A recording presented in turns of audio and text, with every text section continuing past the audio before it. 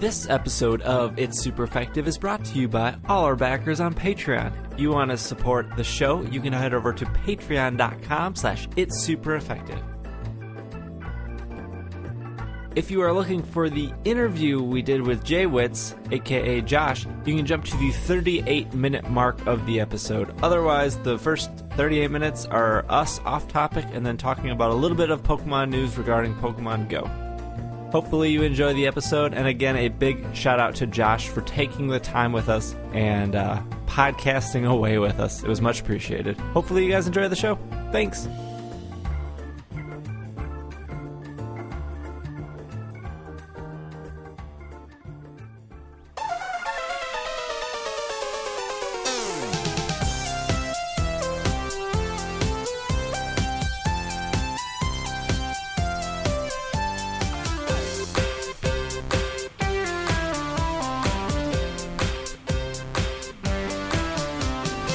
What's up, everyone? Welcome to the 210th episode of the Pokemon Podcast. I am your host, SBJ, and with me today I have Will. And I'm full of energy. I was not just napping at all. No Travis, but we do have a guest in the second half of the episode. I will spoil it now. Actually, you'll see in the title. So we have TheJWittz on. Josh, who runs an extremely popular YouTube channel, 1.4 million subscribers, and does a lot of things with Twitch. Josh was also on the Pokemon 20th anniversary live stream, where you saw him throughout most of that stream. I think almost all of it.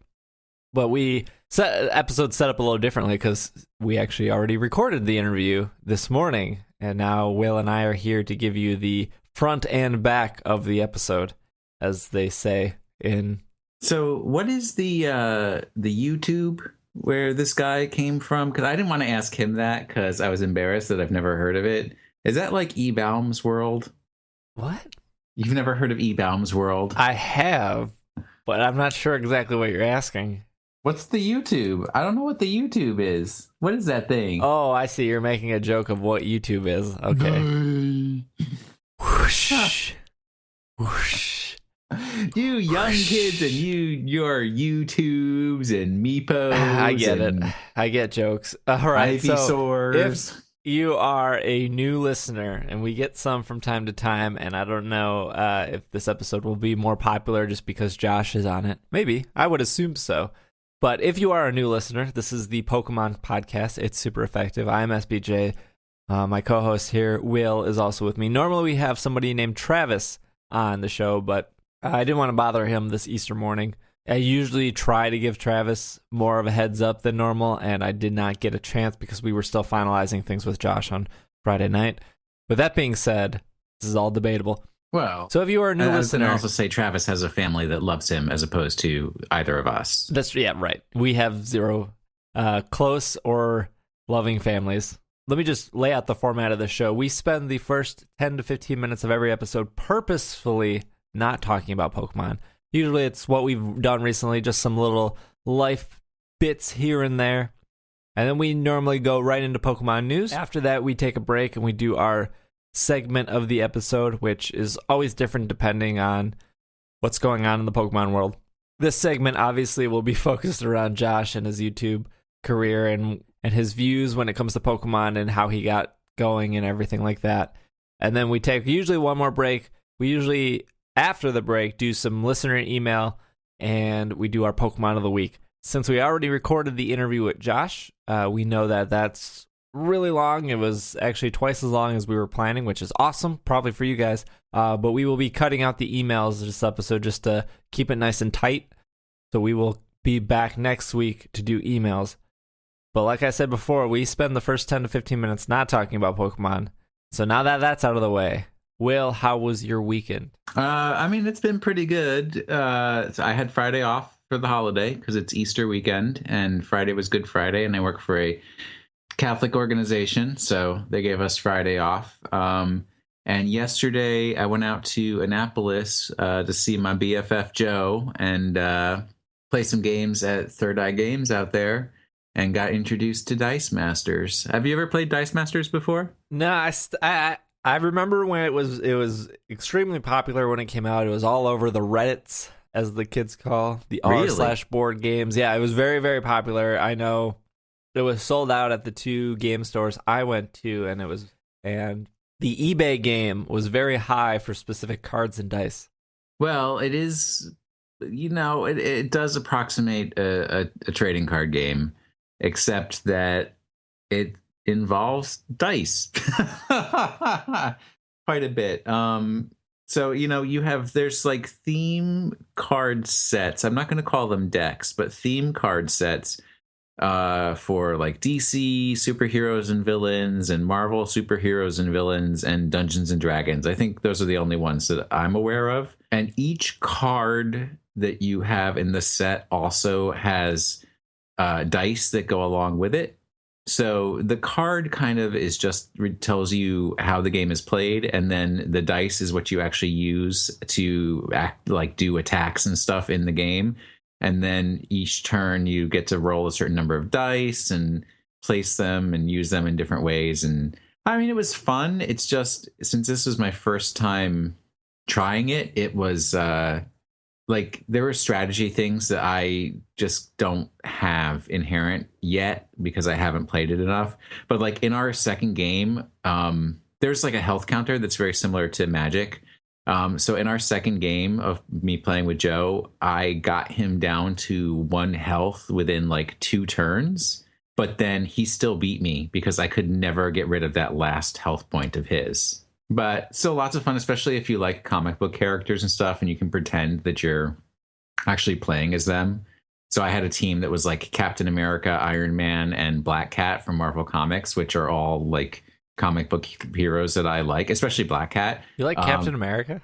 Who doesn't like Captain It's America? Real boring. No. Okay, so you have to understand, like when I was hardcore reading comics, which was the 80s, there was this period of time, and it was like Captain America and Iron Man, where I don't want to say Cap was boring, but it was like questioning what was a hero, why they're heroes and stuff like that. And like with Iron Man, it was a time when he was tracking down people who had stolen his technology and were using it to either be super villains or superheroes. So it was just like a really unique time in comics. I don't know. I don't think of like movie Cap. I don't think of like what the kids these days think of Captain America. I think of an older leading the Avengers, but still questioning. Actually, also, I think it was the time when he had left, like he had disassociated with the government and things like that. So it was all very good storylines. I don't know. Whatever. He had a good ability, low cost, high attack power. And then paired up with Iron Man got a boost if you had a die out that was somebody else who was an Avenger. So if I could get Captain America and Iron Man out, then Iron Man got an attack boost. All right. Whatever. It's a fun game. It's fun. It's another thing that costs money to collect the pieces. Although the boosters are only 99 cents. Right, it's 1 card, 1 dice, right? 2 cards, 2 dice. 1 common card and die, and then 1 good card and die. Except the Dungeons and Dragons starter set that I bought has some really, really powerful cards in it, and you get the full card sets for them. So got that good pull. Well, they're not random, right? You get the D&D set. Oh, you can mix the Dungeons and Dragons cards with all the other cards if you're doing just like, competitive play. All right. So you can have your gelatinous cube partnered along with Captain America and stuff like that. Finally. Do you even know what a gelatinous cube is? No, I don't. Do you know what a beholder is? Have you found out what a beholder is yet? Because I know certain people have asked you. I don't believe so, no. Well... Oh, and I also beat Joe at Pokken because I beat everyone at Pokken. Yes. Where do I begin? Let's jump off the Dungeons and Dragons bandwagon here. That I updated the feed. So if it broke for any of you guys, I apologize, but I needed to update the feed to get it to appear in the right category of iTunes, which is games and hobbies, and then other games, where all the other D&D and board game stuff appears. That's live and fixed as of this recording. We're the number 30th most downloaded in the other games section. coming for you, the Dungeons and Dragon Knights podcast, which is number one. And so that's been fun. We just wrapped up the 4th episode, and the 5th episode will be taking... Well, if you're listening to this on Monday, March 28th, the next episode will be on March 29th at 7 p.m. Central Time on Twitch. And I would argue to say that the 4th episode, a lot of stuff happens, and a lot of very hard decisions were made. And I think it was really good. So I can't wait for the 5th episode. I think the season, now that we're getting kind of to the halfway-ish point, is going to be about 10 to 12 episodes long. And we'll probably iron that out once we get to episode 7 or 8 of what the exact number is. So really, really enjoying doing that. We've been doing that every Tuesday night on Twitch. So thank you. I said I wouldn't talk about Pokemon, but I guess it's kind of more Dungeons and Dragons than Pokemon.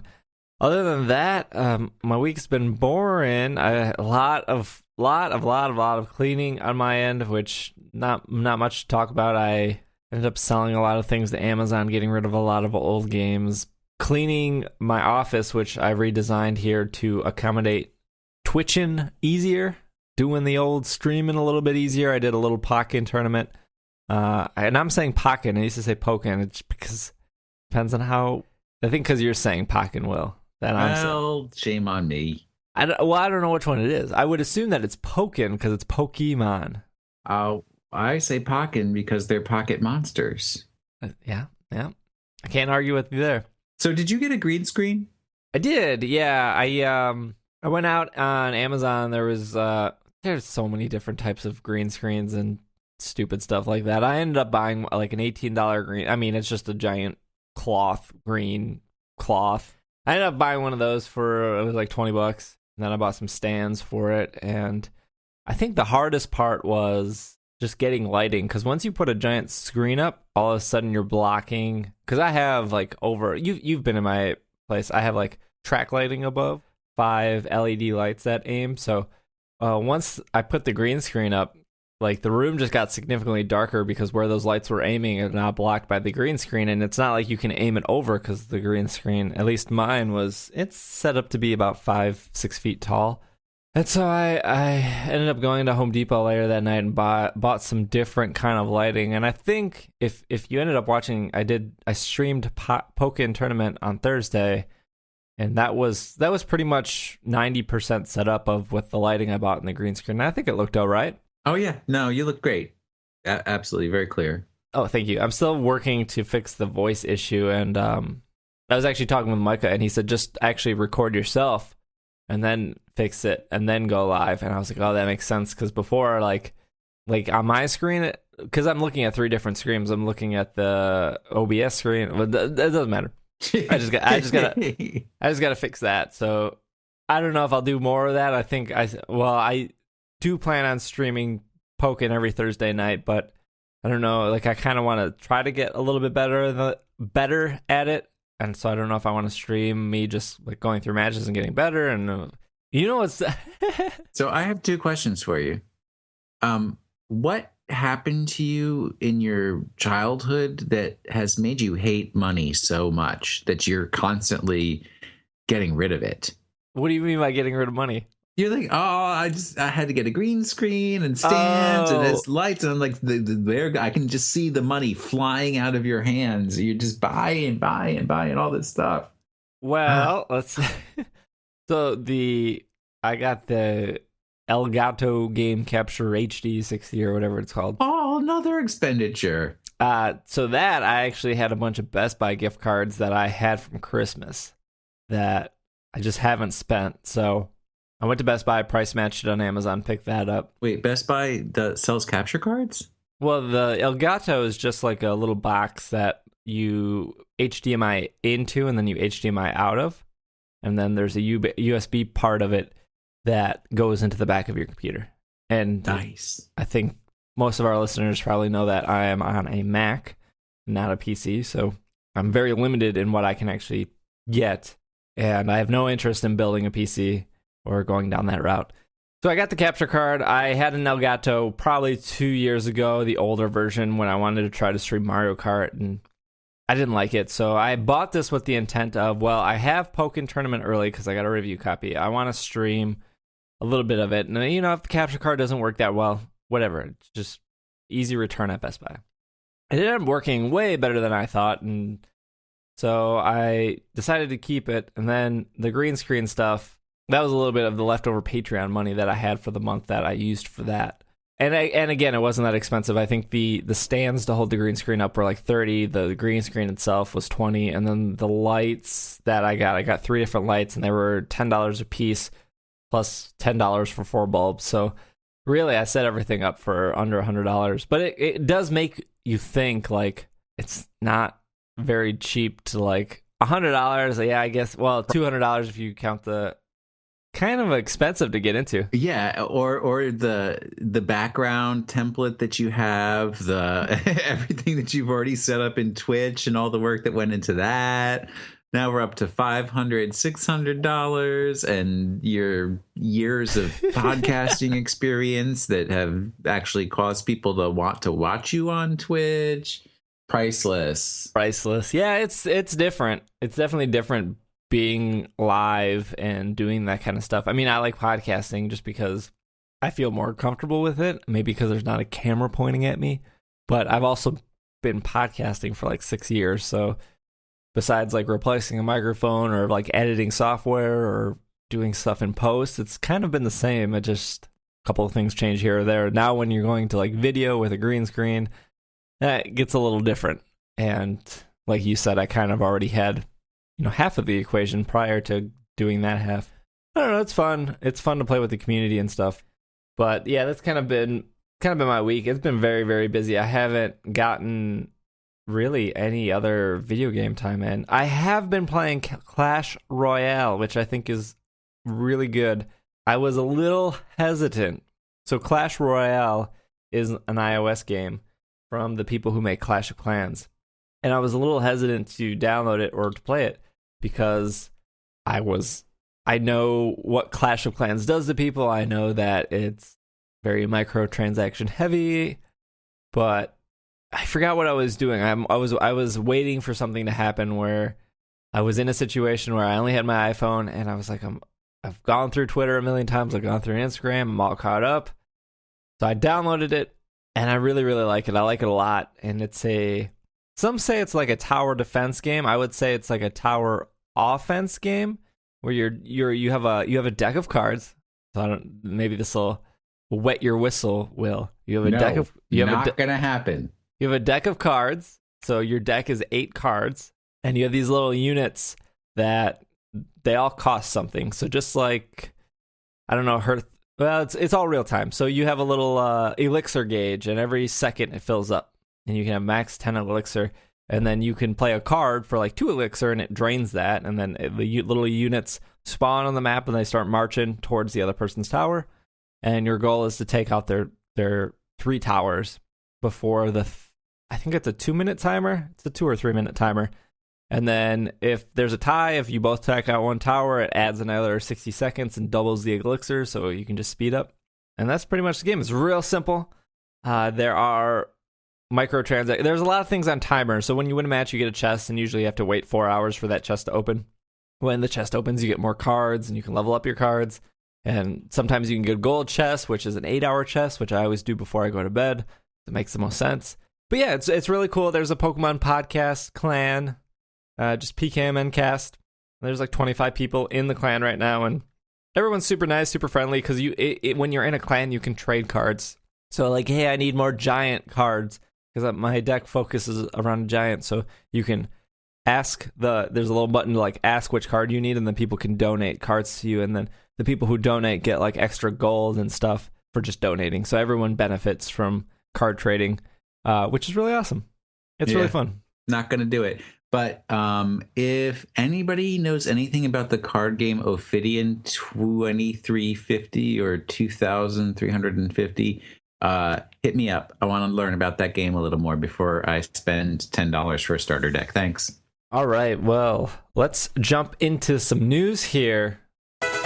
First bit of news. We haven't talked about Pokemon Symphonic Evolutions in a while. I feel like I'm letting everyone down. Are they still touring? They're still touring. They added another date here to their schedule. We have 6 dates of some upcoming stuff. So on June 14th, they're going to be at the Microsoft Theater in Los Angeles, California. On July 10th, they're going to be at the Man in Philadelphia. On March 4th, 2017, I want to point out, they're going to be at Salt Lake City, Utah at the Abravel Hall. Sure, that sounds like I slaughtered it. So March 4th, 2017 for Salt Lake City. Powell Hall in St. Louis, Missouri. They're going to be there the 14th of May and the 15th of May. So one of these back-to-back concerts. On Saturday, it's going to be at 7 p.m. On Sunday, it's going to be at 2 p.m. May 14th. Is that a regionals? No, because St. Louis regionals is winter. Yeah, I'm not sure what that is. So those are the 5 dates. I know the Philadelphia one just got added last week or so at the Mann Center for Performing Arts.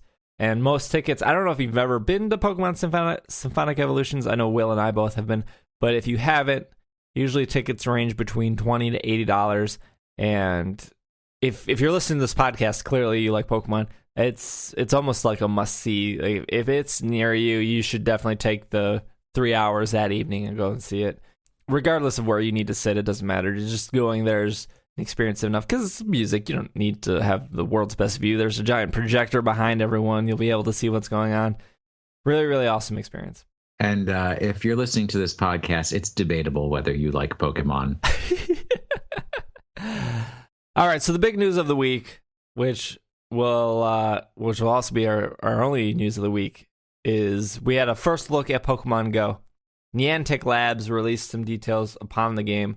Now, prior to these details coming out, there was some video footage at South by Southwest demoing the game on a TV, and there was a little speculation of maybe this is not real, maybe this is real, and it kind of came down to matching the actual official release here, that footage at South by Southwest was indeed real. I'm pulling this article off of Bulba News because I don't have my email open in front of me here, but yeah. And as someone who's been to South by Southwest before, pretty much 90% of it is some guys in a room. That's pretty much how it operates. I'm not joking. It's like it's in the Austin Convention Center, and a bunch of people go in a room and they talk about whatever the topic is, and then you go to the next room and you talk about the next topic. So some guys in a room is pretty accurate description. Niantic Lab and Pokemon.com today released the first looks at the features of the upcoming augmented reality game Pokemon Go. Features discussed include Pokemon catching, evolution, Pokestops, eggs, and gyms. Exploration is a core aspect of the game. It will allow players to locate and catch new Pokemon by using mobile location technology. The game will determine appropriate Pokemon for the players to encounter. For example, a player exploring near a body of water might be more likely to encounter water-type Pokemon. The presence of a nearby Pokemon will cause the player's cell phone to vibrate, alerting them for a possible capture. Like the Safari Zone in core series games, players will have to use their Pokeballs to catch Pokemon before they run away. All right. Catching multiple Pokemon of the same species may allow you to evolve one of them. That's a weird mechanic. In addition, visiting historic locations, monuments, public art installations, and museums allow players to discover Pokestops. This will allow players to find a variety of items, including Pokeballs and eggs of identified species. Much like the core series games, hatching those eggs will require players to walk a certain distance. Players will also be able to gain levels, allowing them to encounter and catch more powerful Pokemon, to acquire more powerful items at the Pokestops. For example, Great Balls might only be available past a certain level. Exploring real-world locations might also lead players to discovery of gyms. Once they join one of the in-game teams, they may leave up to one Pokemon at an empty gym or gyms owned by members of their team they encounter. These Pokemon will defend the gym against trainers from other teams who might attempt to gain control of the gym by challenging its Pokemon in battle. As previously announced, Pokemon Go will be entering an early user field test in Japan while the game is still in development, and features and designs may still change. All right, where do you want to dissect this? I mean, there's a lot going on there. I think I'm gonna benefit from the Pokestops because I can't like walk 10 feet without passing by some sort of monument or other. So everybody comes shopping at my house in the DC area. Yeah, I think I'll benefit a bit from the Pokestops as well, just being near Milwaukee and them having the Art Museum and the Milwaukee Public Museum and the Children's Museum and the Discovery World, and then all the monuments that go across the beach. I don't know how specific that's going to be, but I would assume at least the bigger places will have something of the sort. Yeah, and I guess it's kind of like the stores in regular Pokemon, like the higher your level, you can get better stuff out of the stores as time goes on. So that will be interesting. I know that some people were concerned that the actual Pokeballs and being able to get better Pokeballs would be a microtransaction. But if they're saying that you get better Pokeballs by visiting the Pokestops and, increasing your rank and everything like that, then we don't have to worry about microtransactions that way. I would still imagine that you still could buy the Pokeballs if you didn't want. If you didn't want to put it in the effort. Like if I'm in a situation where I see a Mewtwo and I only have Pokeballs and Great Balls and I waste all those, I'm sure there will be an option for like a Master Ball. And I'm not saying that that's the scenario because I think they said like legendary Pokemon, you would need a group of people. I'm just saying that was the first rare Pokemon I thought of.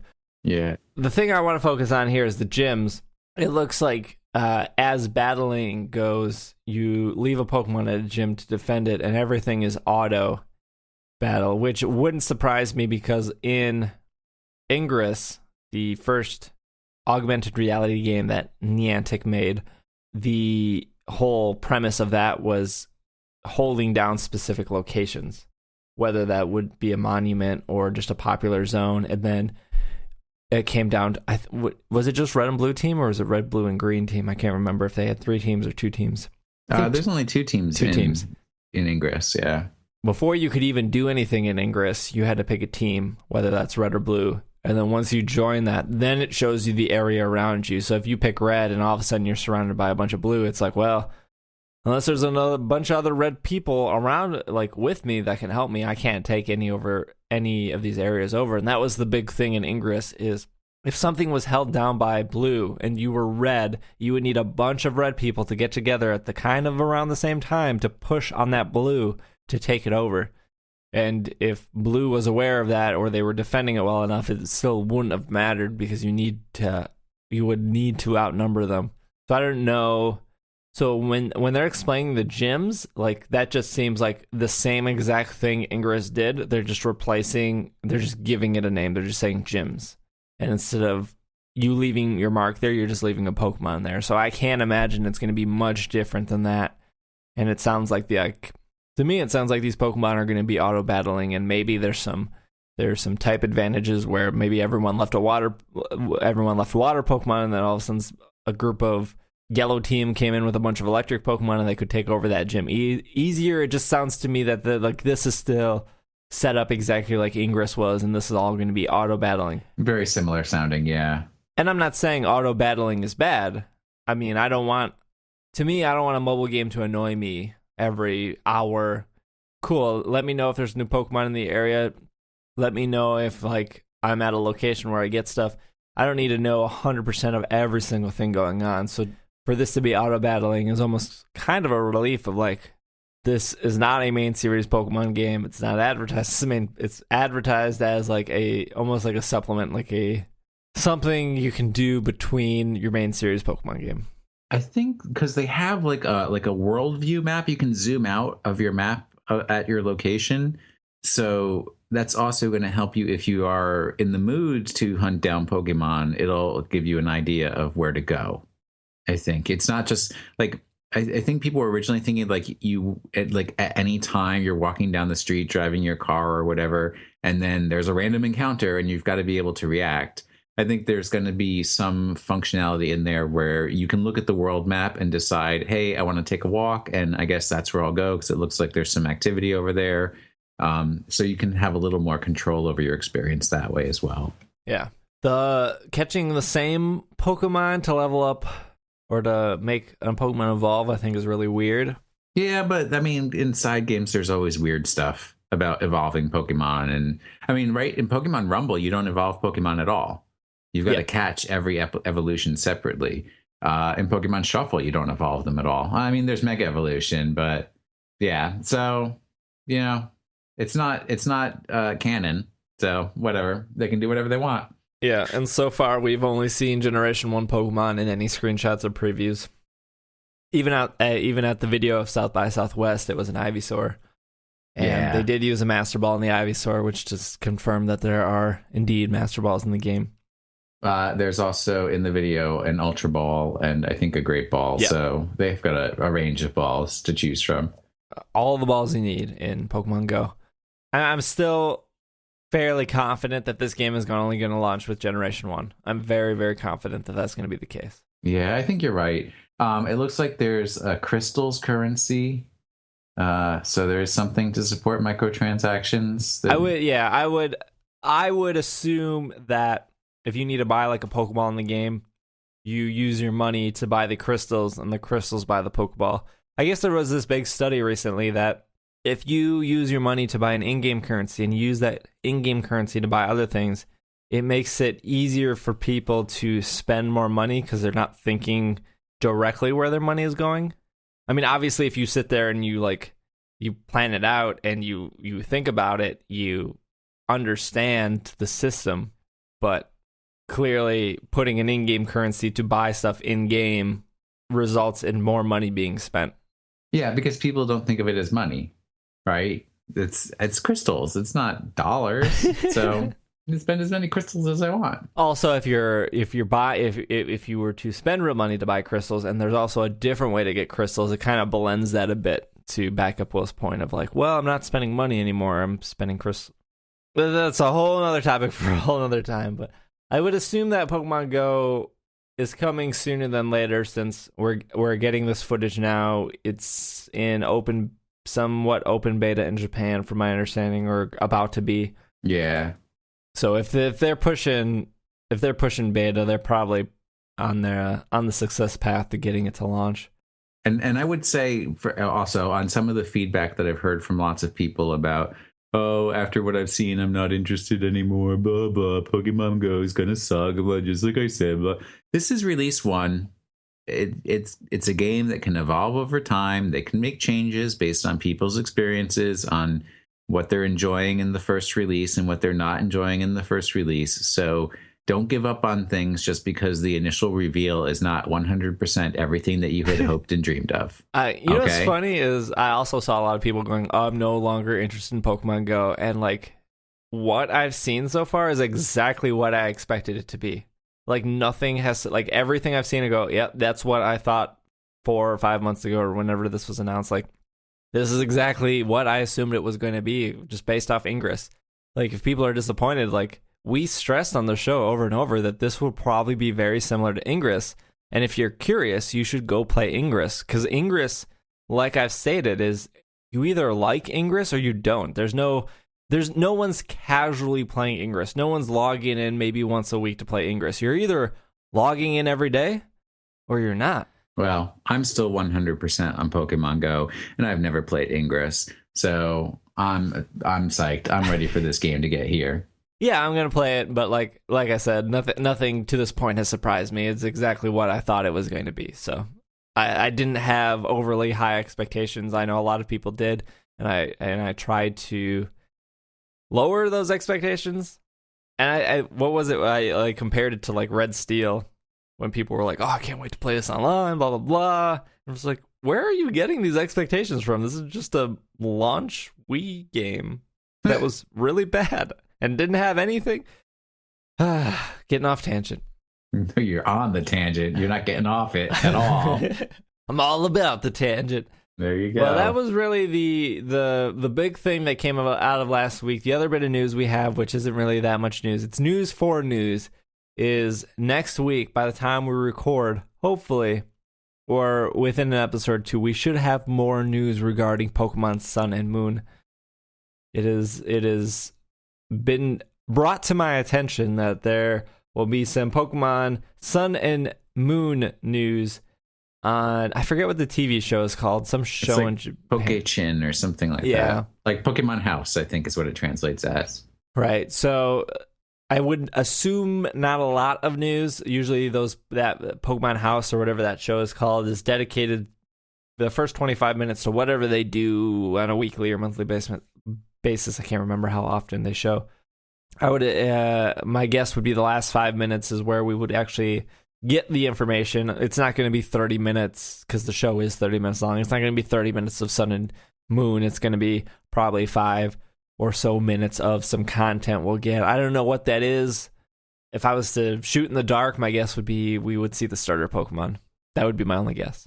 You're probably right, because they like to reveal those first and get everybody all hyped up for the new magic. And I'm hyped up. So. It's always a safe reveal, because then you spend the next couple months like going back and forth of which one you want. And the people like saying dumb things about the starters with no basis of information at all.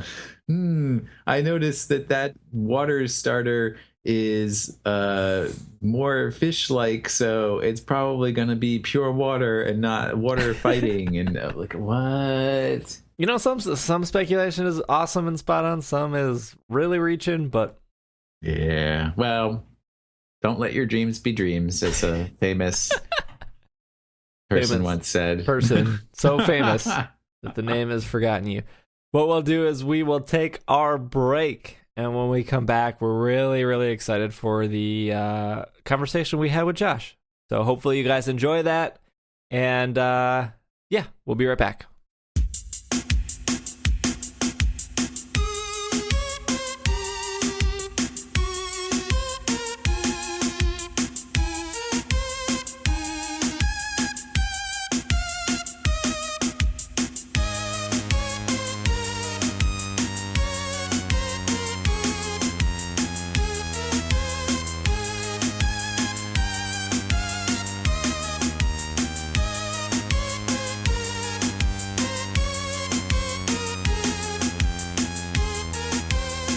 And we are back from our break with our very special guest today. We have Josh coming from us, also known on the internet as TheJWittz, YouTube creator and Pokemon lover. That's me, yeah. Hey, everybody, how's it going?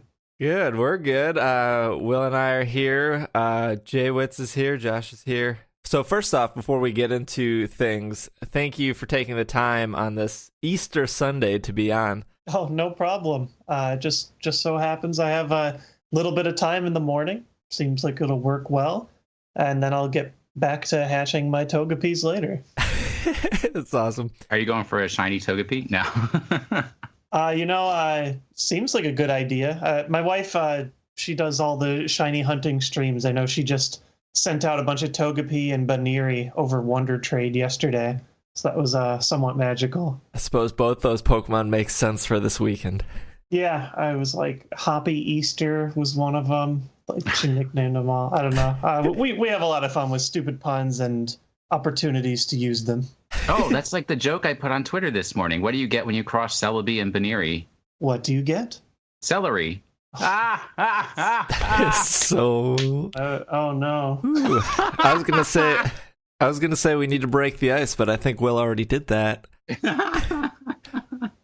kind of funny how we came to be. I emailed Josh around February because I asked on Twitter which guests would we like to have on, and there was an overwhelming response of getting JWittz on.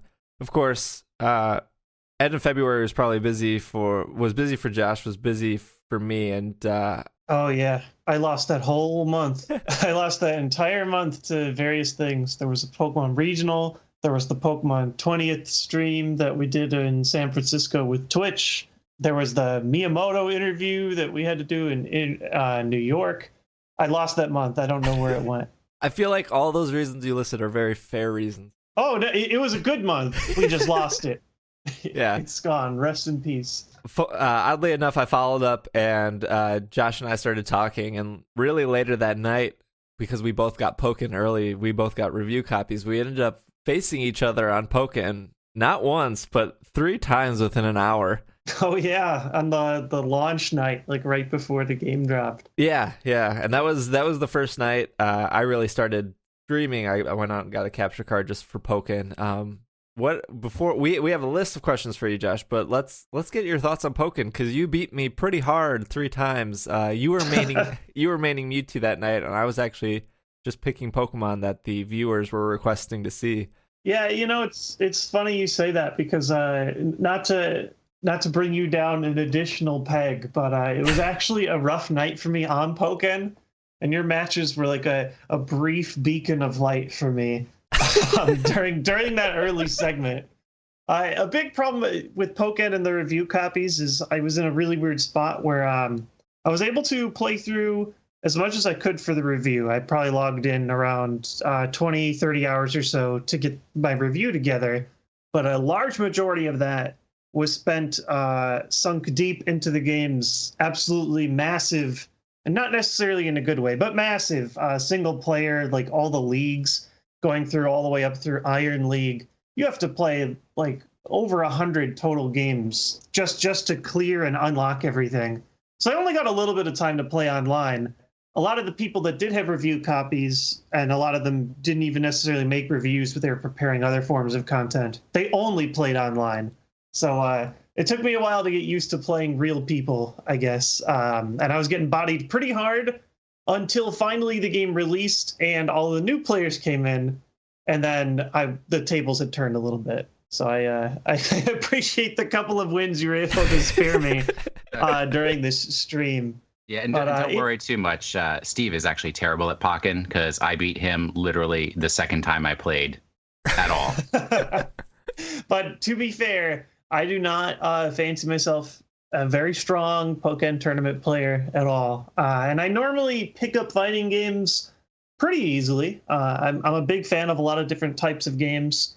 The game this one feels the most like to me is similar to like the Soul Calibur format, where it's like a direction plus a button equals most of your inputs. The 3D format's sort of like Soul Calibur, but I'm just not good at this game. Yeah, there's a lot that happens where it's just like, why did my counter not work? It worked like two games ago, and like, why did their grab take over my grab? And it must come down to the fine science of counting frames or knowing exactly. Yeah, the frame data is weird. Sometimes I have a grab and I know it's going to connect, but then they brought out their support, which gives them just like a half second where the grab just clips through their character entirely, and it makes you feel awful, while like their little Fennekin is then roasting you.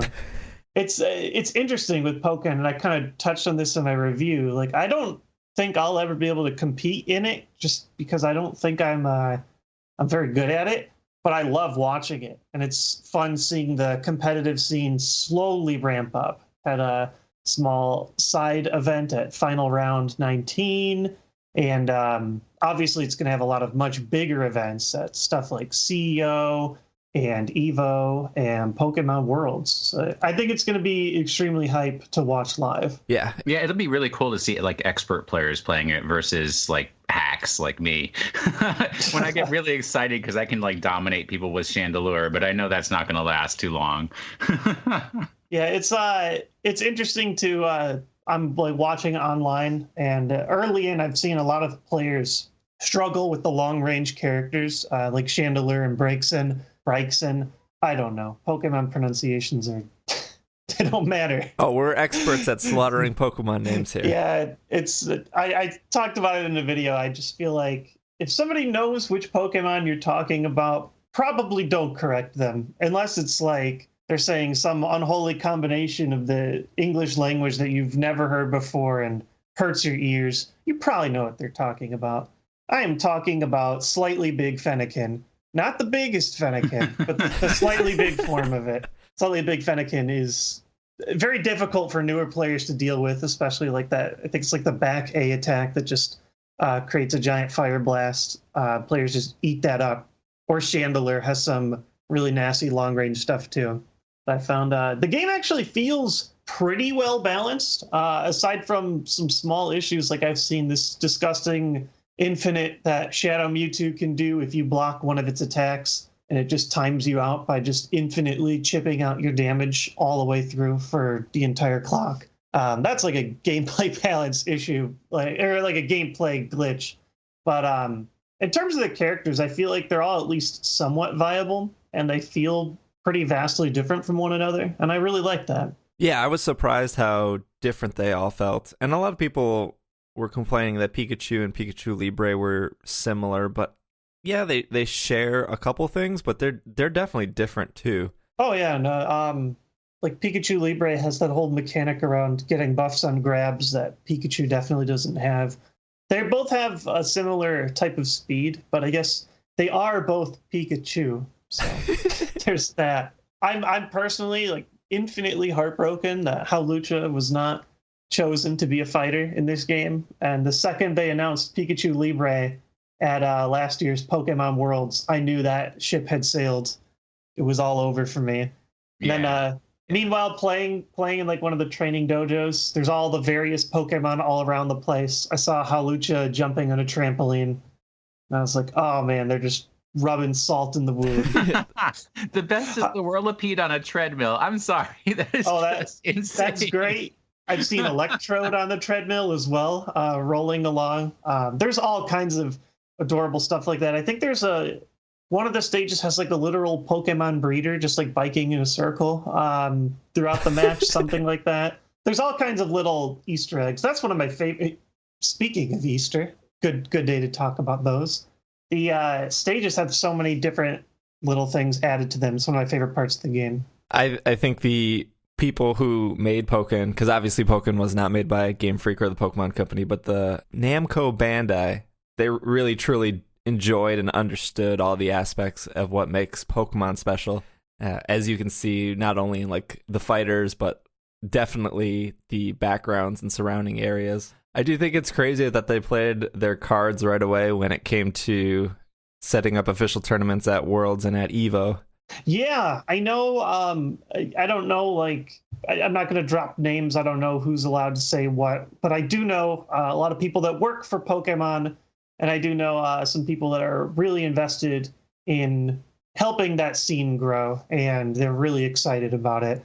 So I'm excited to hear that they are so receptive, I guess, to their game having a competitive opportunity. I compare it to how Nintendo reacted initially when games like Melee started getting some big viewings on streams. There was the big controversy when Melee was returning to EVO, where for like one day, Nintendo was like, hey, you can't stream our game. We're going to have to take Melee off the stream. We don't want people seeing that. There was a huge community backlash. It stopped. I don't even think it was for a full day that they had this up. They definitely lowered their stance on that. But I just find it interesting. And obviously, time has changed a little bit too. But two very different stances. One of them saying like, oh, we don't want this game viewed competitively. We don't want these streams. Whereas Pokemon, like day one after EVO was announced, they had like a page on Pokemon's website. I was like, hey, that's pretty sweet, actually. It's a good start. And I think they've already shown some of the prize support that they have throughout some of their tournaments. And it's pretty healthy compared to other fighters like Smash Bros. So I'm excited to see it and see if it grows. It's awesome that the Pokemon Company is embracing competitiveness with Pokken, and their Twitch streams are very popular and very fun to watch. To piggyback off that, I was going to ask, I'm assuming, Josh, you're commentating at Nationals and Worlds again. You know, it's funny. I'm never able to actually confirm or deny events because I just genuinely don't know until I have been given, one, knowledge that I can commentate for an event, and two, permission to let people know that I am doing one of these events. And I always go through sort of this silly thing with regionals. People ask like, hey, are you going to commentate for the next regionals? And I'll just say something like, well, I can tell you that last year we did stream regionals in the St. Louis area. And last year I was on that stream. I don't know what they're doing this year, but I can tell you what we did last year. That's all I can really say. I can tell you last year I did commentary for Pokemon Nationals and Worlds for the trading card game. I don't know what we're doing this year, but I can tell you I did it last year. Yeah, it's all silly legal stuff, but I'm sure you've gotten some clues there. Do you want to touch on your thoughts of when you did stream and how that was and how that worked? Sure, yeah. Streaming has changed a lot for Pokemon just over the years. From the first year that we did it, was an extreme. Well, actually, the first time that we did it was like Nationals. I want to say Nationals 2013. There wasn't even a stream, and we were just sort of testing to see if we could even do it with commentary and video. And I remember I did 2012 and there was nothing, and then 2013 you guys did the commentary. That sounds right. But there wasn't any online stream until later. Yeah, we did Worlds that year, I think, and it's just changed. And I think streaming in general has changed a lot. Platforms like Twitch are so huge now. So we've been streaming so long that I've actually started getting familiar with the crew that we've been working with. It keeps getting bigger and bigger. I know they're affiliated with like the ESL, the guys that do all those really huge esports streams, and it's feeling more and more like TV. And that's pretty exciting. Like the last regional that we did was the first time that we actually had separate streams for the TCG and the video game running at the same time. It's they're cramming more and more tech behind there, but it's been a lot of fun. For the longest time, ever since I started making YouTube videos, I've wanted to see live Pokemon tournaments, and now everybody can at a professional level. And I just think it's been a blast. Not to jump around a bit, but your YouTube page was created on October 13th, 2009. So what are we at here? seven years of YouTube videos? Is that right? Yeah, I guess it would be the 7th year when we hit. Technically, I know the first video went up in November, so it wasn't long after that page was created. But yeah, my God, 7 years. And that I know of definitely a few people in YouTube that have been around longer than that. But it's funny because a lot of the big faces that I know in Pokemon now are a lot younger than that. I just saw, like, I think it was Shady Penguin just tweeted, he was like 3 years on YouTube. And I was like, oh my God, 3 years. I feel like so many of these people have been around forever, but I guess it's actually just me that's one of the big geezers. I know like Tamashi's been around since like YouTube existed. Marilyn's been around since like YouTube existed, like those 2006 years. But yeah, it really has been a long journey, and definitely unlike anything I could have ever imagined for it. So why did you start making YouTube videos? What was your inspiration or drew you to it? I was bored, man. I was so bored. It was my freshman year in college, and different people take college different ways. I think it took me more time than I actually would have expected to come out of my shell. I felt like I was the opposite of many people. I think a lot of people don't like high school, but find that when they enter college and find all these new people and new ideals and big areas and ways to find like-minded people like yourself, they really thrive. But for some reason, I was the opposite. I felt like I really actually liked high school and liked the system that was there and my friends that were there. So college was a bit slower for me. It took me some time to actually meet new people. Ironically, a lot of the people that I do still talk to from college, I met through Pokemon trading card game competitions. But I was bored, and I saw that YouTube was really becoming this like household thing. You started seeing these big names. It's funny because a lot of them don't even produce at the same level that they did at the time. There were people like, I don't know, Bo Burnham and Equals 3 and Rhett and Link and iJustine. And I was watching these personalities, and I was like, I've always really liked messing with video and editing. Let's make a show about something that I don't really see on the internet right now, the Pokemon trading card game. And while I don't know what a not recommend is, I de-recommend, unrecommend, not recommend watching my early content, only because it's so terrible. I do leave it up there because I think it's a nice testament to the fact that you can make some pretty awful content and improve from there through constructive criticism and learning the craft a bit better. Yeah, and there's always going to be obsessive fans out there who will get angry if they can't see every bit of content that you've ever created. Oh, they can watch it. I don't know if I'm going back to watch it. It was different. It was a different time, man. Yeah, poor Steve has to suffer through people who like listen to episodes 1, 2, and 3 of this podcast and then comment on it. Oh man, I would easily say the first 30 to 40 episodes are pretty terrible. And it was funny because somebody tweeted at me that they were like, I try to remind everyone on Saturday to catch up because new episodes come out on Monday, or my goal is to get them out on Monday. But I was like, hey, catch up because there's going to be a new episode. And somebody was like, I'm trying. I'm only on episode 30. And I was like, what are you doing? That's 5 years ago. Stop that. Like old news. No, you're watching the bad ones. Yeah. And also discussions about black and white Pokemon. Oh, that's fine. Yeah, I was going through my old videos and I saw one of them where I was talking about like the announcement of the 5th generation. And I was like, oh man, I made a video like this? Like I very distinctly remember the announcement of X and Y, which is approaching 3 years now, which is kind of scary to think about how fast things are going. But I couldn't believe that I was talking about black and white. No, I remember distinctly remember the video that was released for Black and White 2 because they kind of did like an anime. Oh, that was awesome. That was so good. That was the anime that everyone wants to be the anime. And they kind of did that. They made an amazing little thing with the playthrough of the Pokemon, I guess like the Red and Green games. The why can't I think of the name of it? Was Pokemon Origins. Origins. I kept wanting to call it Pokemon Generations, and I was like, no, that's the thing that they're doing now. Yeah, Pokemon Origins was a lot of fun. But I know what you're talking about. That Black 2, White 2 intro anime trailer was like so wicked. So, what did you go to college for? Was it video production?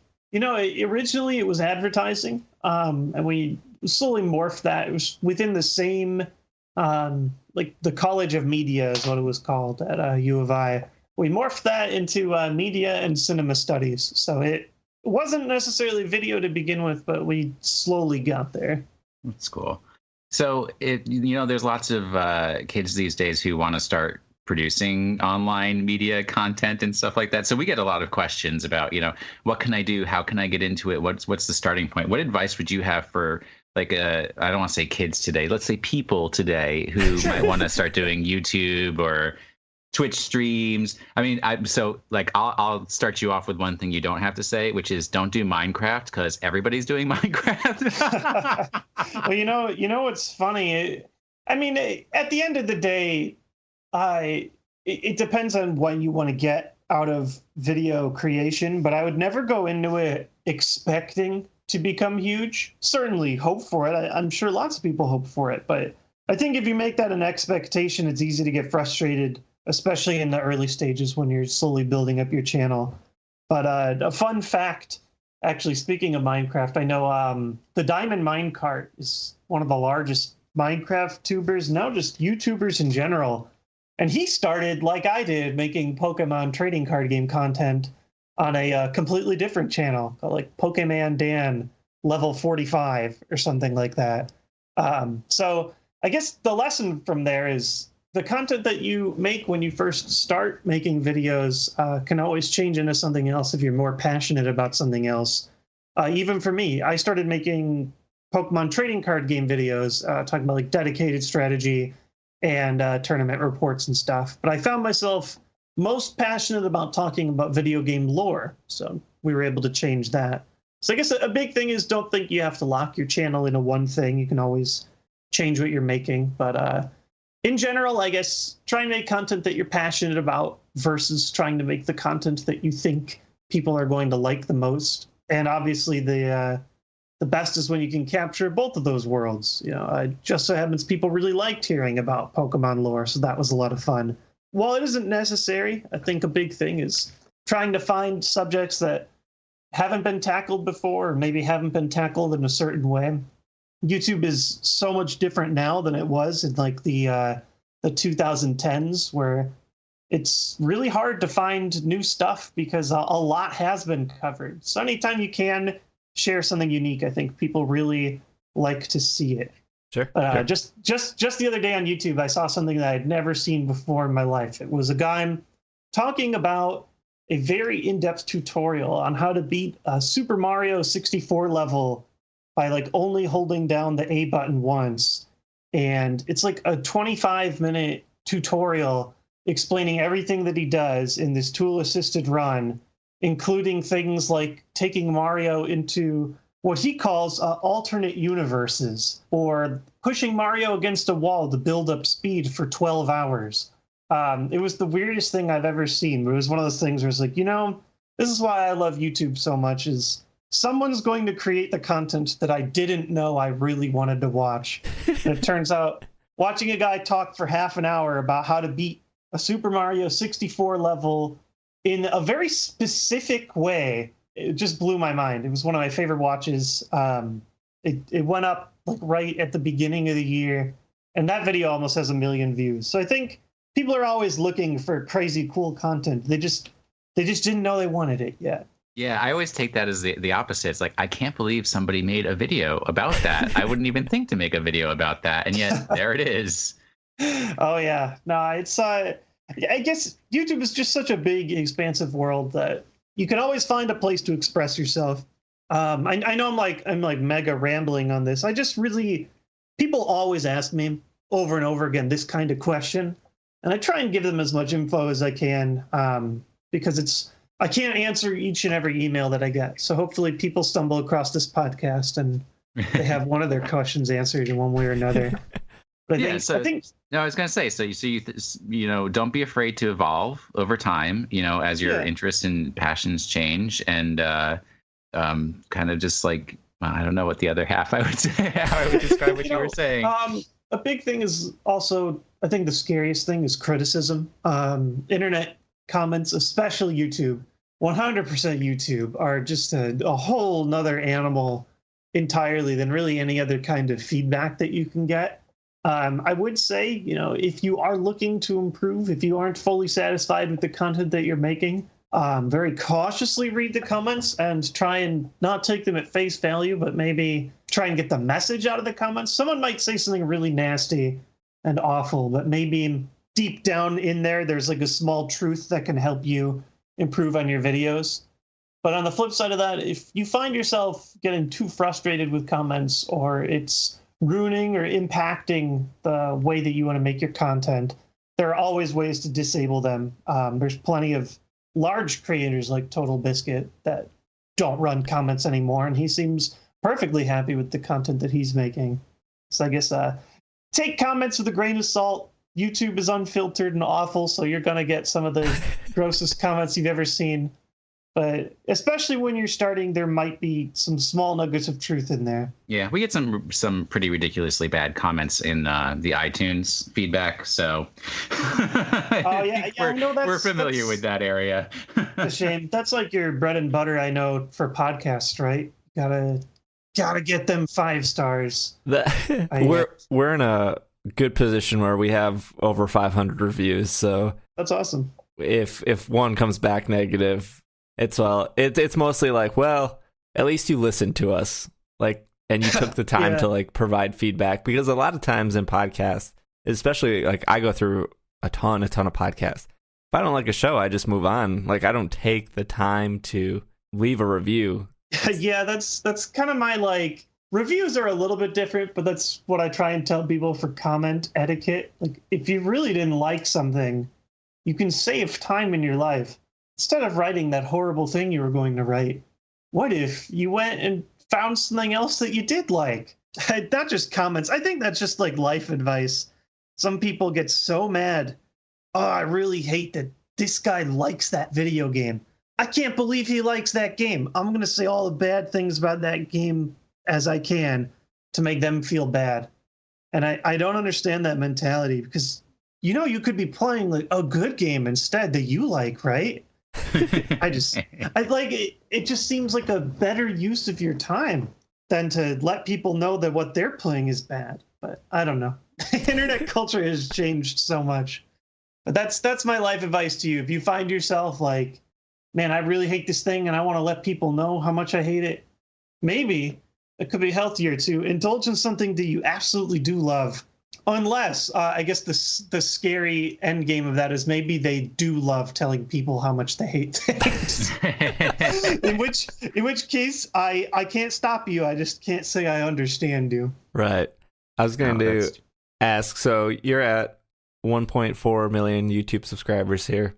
Is there a point in your, trying to do math here, 7 years where like 100 subscribers meant something, or 1,000 or 10,000? Like were there milestones that like when you hit 1 million you were like, wow, I hit like 1 million?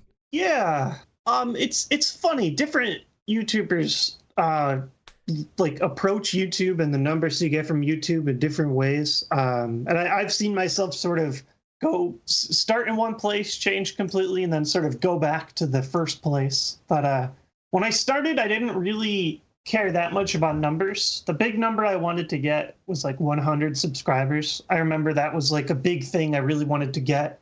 I tried as much as I could in like Pokemon trading card game forums to share my channel as much as I could, because I was just wanted people to watch the show and provide feedback. And I actually was able to get the 100 somewhat quickly, despite my, I guess, I was pretty unknown. I wrote a lot of articles online, either through Six Prizes, which is still big now, or there was an old forum called Poke I think it still exists, but I can only imagine it's nowhere near how big it used to be. I've spent hours on both those sites. Yeah, but I used to write all the time, tournament reports and stuff, and I wasn't even that good of a player when I first started. I won like the occasional small tournament, but it was funny because it sort of at the same time as making videos, I got better at the game, so that was helpful. But it's all those big like ones followed by zeros. Those were always the big ones. Like when you get 100, you want to chase 1,000, then you want to chase 10,000, then you want to chase 100,000, and then ultimately 1 million. YouTube sort of makes it like a number that you want to chase as well. You get a little mini plaque now for 100,000 and a really nice big plaque for 1 million. But once I hit 1 million, I stopped caring. Some people, they really want to push. I think they have some new, even bigger diamond play button or something for 10 million. But once I hit 1 million, I was like, you know, this is as big as I ever could have dreamed. I remember when I was first watching YouTube, 1 million subscribers was like the biggest channel on YouTube, which is crazy. Like that is how much it's changed. It used to be even smaller than that. But when I was first making videos, I think there was like one channel with 1 million and one channel with almost 2 million or something like that. So I was just feel like that was the big number to round it out. Like you just said 1.4 million. I didn't even know that. I just know I know it's 1 billion something. Since then, I haven't really followed that, or some people follow view counts as well. It's funny. I was just talking to my dad the other day. He knows my stats better than I do. That my parents, he's proud of you. Yeah, they're proud of me. They're following my numbers every day and reading my comments every day. Oh my gosh! I don't read comments really anymore at all. Like I mentioned, once you feel that you've gotten all the feedback that you want, you can remove yourself from those situations if possible.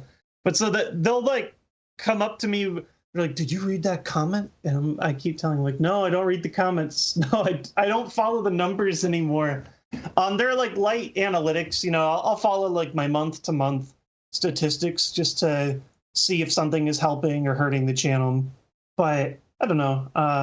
I started by like not really number crunching that much at all. Around the 100,000 subscriber level, I got really serious about analytics. I really wanted to push the channel and find ways to make it grow.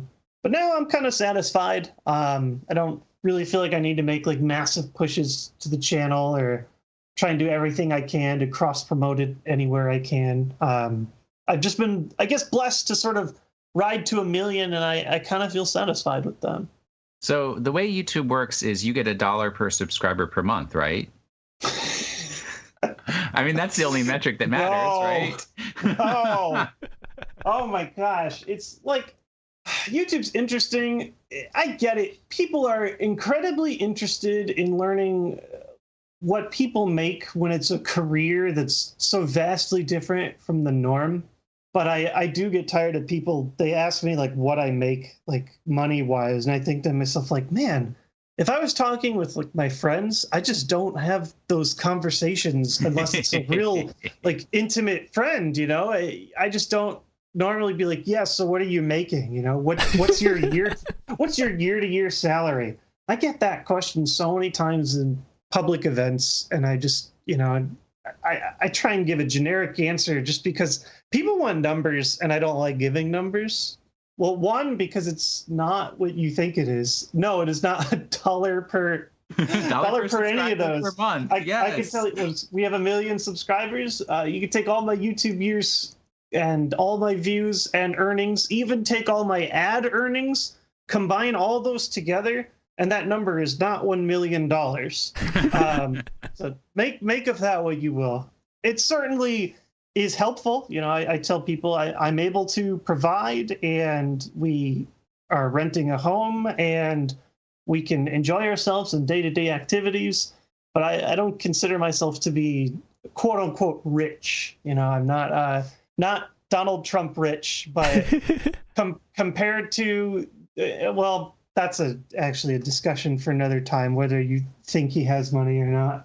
But I was going to ask that. I would imagine that as a big YouTube star, people are like, "Well, how much do you make? How much do you make?" Especially after PewDiePie came out with, you know, his article and that whole thing went down.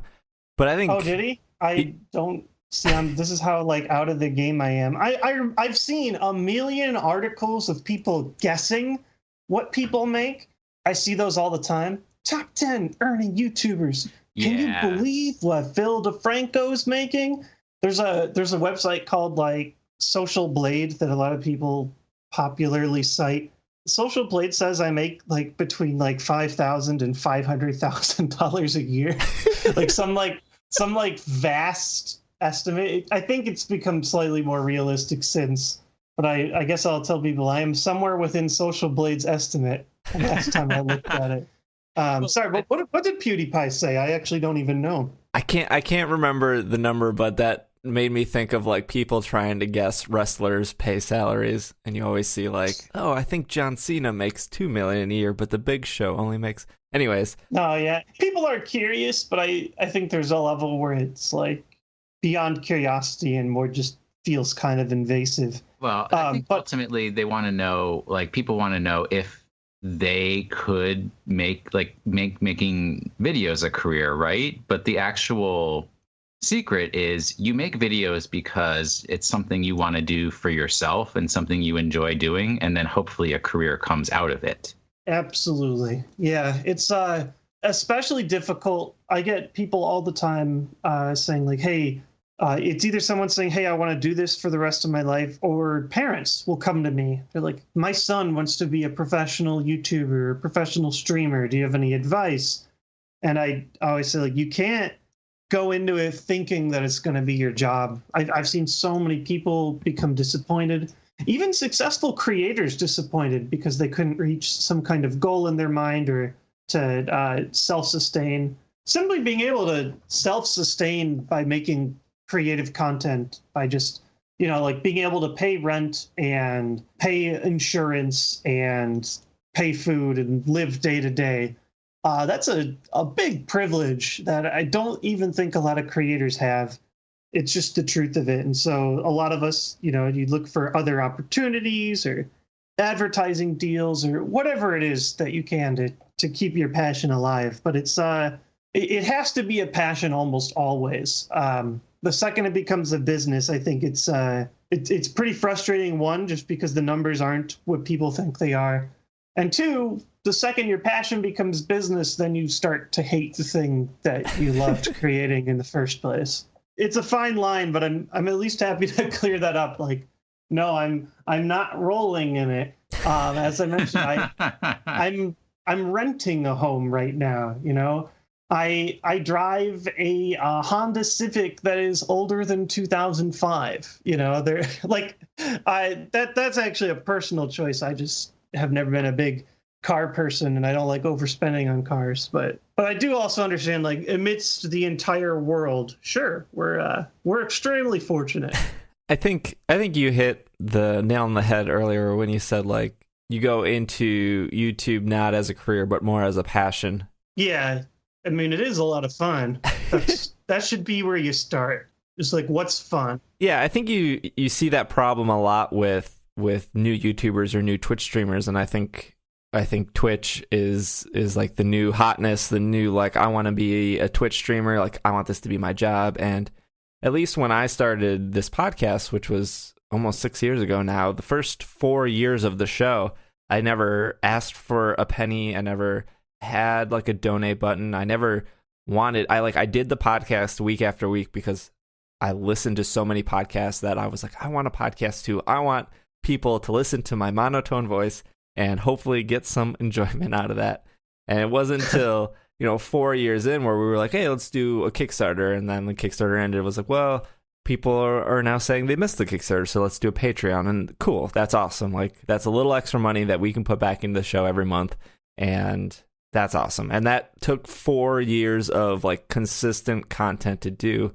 And I think the issue now is, like, you see a Twitch stream that, like, hey, I just started streaming like 6 months ago, and I have a donate button, and I have a affiliate button, and I have this, and I have that, and I have that. And it's like, are you doing this because you want to stream and you love to stream, or are you doing this is because you're trying to make a career? Because I think people confuse the two together quite frequently. Yeah, I've seen Twitch especially, and that's a very interesting topic for me. I'm sure you guys will understand in a little while. I've got all kinds of crazy things happening in my life, but I'll reiterate probably definitely later in this month. So there's a fun little Easter egg for you guys watching that somehow follow me. You'll probably hear some big stuff from me somewhat regarding Twitch. And I mean, I've already been doing like cool stuff with Twitch. Like at Twitch, we did the big Pokémon 20th stream in San Francisco, and that was really crazy. I will say that you looked exhausted at the end of that stream. Okay, there's many reasons for that. I felt bad. I was like, you could just tell that he is ready to go home. There were a lot of last minute changes to get that program to work. I don't really want to go into the details, but I will say I was up until probably 1 a.m. the day before trying to like get everything together for the show. I'm glad that the show ran well. I thought it went great. So there was that. But then my friends and I know you're friends with Kyle Sukovich, who now works for Pokemon. Yep. Funny how that works. He was also part of that. We very unwisely decided to cube draft after we worked on it. That's a type of Pokemon drafting where you create the cards that go into the draft so that you can try and make it a balanced way to draft. Normally, if you're drafting like unopened packs of Pokemon cards, it's a very unbalanced drafting game. So we made this giant drafting game we played, and we probably finished till like 4 a.m. That was our bad. The 1 a.m., not my bad. The 4 a.m. I was going to blame it on Kyle because the last time this time I saw him, we ended up going to like IHOP at 1 o'clock in the morning. And I was like, that dude is always up all night. He's omelets. He's part machine. Just in the way that he functions. So I was very, very like I feel like I'm painting Kyle like he's some stickler. He's not. He's just very reserved in his emotions oftentimes. Oh man, if you play him in the TCG, it is like playing a supercomputer. I don't think I've ever beaten Kyle, and I've played him many times at many tournaments, but like I went into that knowing like I'm playing one of the best. I know Kyle personally. He's a great guy. He's going to beat me. I'm going to have as much fun in this game and try to make Kyle laugh. Yeah, I mean, you can push him enough to where the robot laughs. The robot learned how to love. No, Kyle, he's got a lot more personality than a robot. He was actually my first opponent ever in the Pokemon trading card game. So that was sort of where our long story started. I won, by the way, being like the most garbage game of all time, and I was eating chicken nuggets during the entire game. We always talk about it. It was just such a stupid way to meet somebody. I was so fresh and didn't know what I was doing, but somehow beat like who I didn't even realize was one of the best players. Lost every other game that day. I'm on like 3 levels of tangent now. We're gonna go backwards. We're gonna go piece by piece, and we're gonna finish the moral to all the stories. Moral 1 is Kyle's Cube is incredibly addicting and had us up till 4 a.m. It's a very fun way of playing Pokemon. Going back another level, the other reason I was so tired is they had me scheduled for every single segment of that stream. All the other people got breaks, but for some reason they had me on everything. I actually only toward the end took one self-imposed break when they did Pokemon Rumble for that 8-hour Pokemon 20th stream. So yes, I was tired. And finally going back, Twitch has changed, yes. A lot of people are trying to like do everything they can to make dollars, and I get it, but I think there's a line where like you have people with like tickers for newest donation and biggest donation of the month, and here's a time bomb and it ticks for 5 minutes every time we get a new donation, and if we get another donation the bomb will reset, or the train or whatever you want to call it. Please donate before the bomb explodes, or whatever they decide to do. If you decide to do that and you're comfortable with it, that's awesome. But I do think some people out there are just like, they're really trying to milk it for everything that it's worth because they can. And that's where I'm like, man, is that fun for you though? Are you having fun? If you're having fun, then I can't stop you. But if you're not, don't forget that video games doesn't always have to be a career. It can still be something that you love extremely deeply and are very involved with. And maybe it makes money on the side, but I can't stress enough to people, like, never expect it to carry you, because it is, despite it being such a big industry, it's a hard way to make a living. Yeah. I think that's everything. Did I go backwards all the way? I think you got them all. I think you got them all. All right. Cleared up all the loose threads, all the missing secrets. I do love Twitch a lot, though. What's amazing to me is since I'm an older gentleman, I still don't have a full grasp on how people can like watch these videos of other people playing games and stuff like that when you could just play. That's that's a who was it? There was a big TV talk show host that like got in a lot of trouble. I don't want to throw out names because if I'm wrong, then I'm wrong. And they all have like a J in their name, whether they're like John's or Jimmy's. I don't know which talk show host it was, so don't. I don't know which one it was, but one of them was like making fun of Let's Players. They were like, who wants to watch someone playing a video game? And I get it to an extent. It just depends. Sometimes maybe it's a game you never would have been able to buy. I know younger audiences make up a vast majority of Let's Play viewers, because maybe they can't buy a game, but they want to see it watched. Some people have just naturally magnanimous personalities, and people just really like to follow the personality no matter what they're doing. I find myself watching a lot more live streamed content versus Let's Play content, only because I like being able to see someone react live to an audience versus sort of just like talking to a wall. And that goes double, not just for what I'm viewing, but for what I produce. I've tried doing Let's Playing a variety of different ways. I did a Pokemon Let's Play on my channel that people still bug me about because they want more Let's Plays. Or I used to run a YouTube channel, Witz Gaming, that people still bug me about because they want more Witz Gaming, even though there's a giant banner at the top of Witz Gaming now that tells you where you can watch Witz Gaming content. And that's at my Twitch channel, because I personally have a hard time talking to a wall when producing content. But I think it's a lot easier to like chill with real live people and bounce ideas off them. Or if something really crazy in game happens, you get to see everybody reacting with emotes, and I really enjoyed that. That is a cool experience. It's crazy how much bigger it is now than it was. Well, I just have a couple more questions. Let me get this out of the way before I forget. This is probably the most important question of the podcast. What is your favorite Pokemon? All right. Well, Steve, if you watched the ancient TheJWittz video, top 10 TheJWittz favorite Pokemon, you would learn that Pokemon is Ditto. It is like, it's for not the cop-out reasons. Like, the cop-out reason is, I like Ditto because it's all of them. It's not because of that. It's a Pokemon that I just always really liked.